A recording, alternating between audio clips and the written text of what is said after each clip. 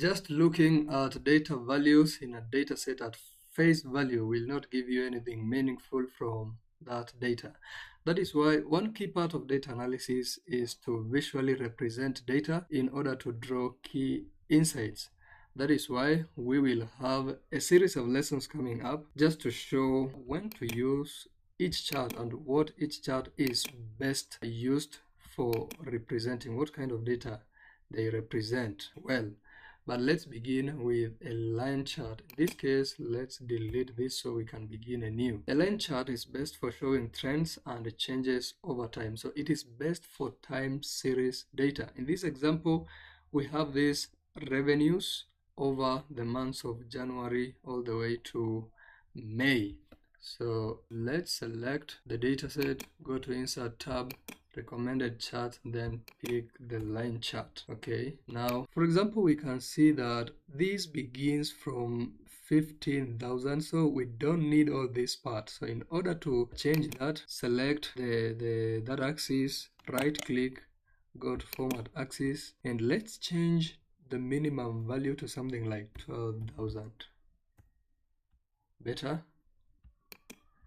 Again, click on this plus icon. I want to remove the grid lines. I don't like them. I can introduce a trend line here. Okay, what else can we do here? While I know that these are months, the chart doesn't say exactly what these values are, and yet we know that they represent the revenue. So we can come to axis titles and click there. We are interested in the primary vertical, and we can change that axis title to something like what? The revenue. While it is selected, go to the formula bar and write equal, then we can pick it there, click enter, and it adjusts. We can bold it. I want to change it and give it a green color. Okay, I can change the title to something like, what is the trend of our revenue?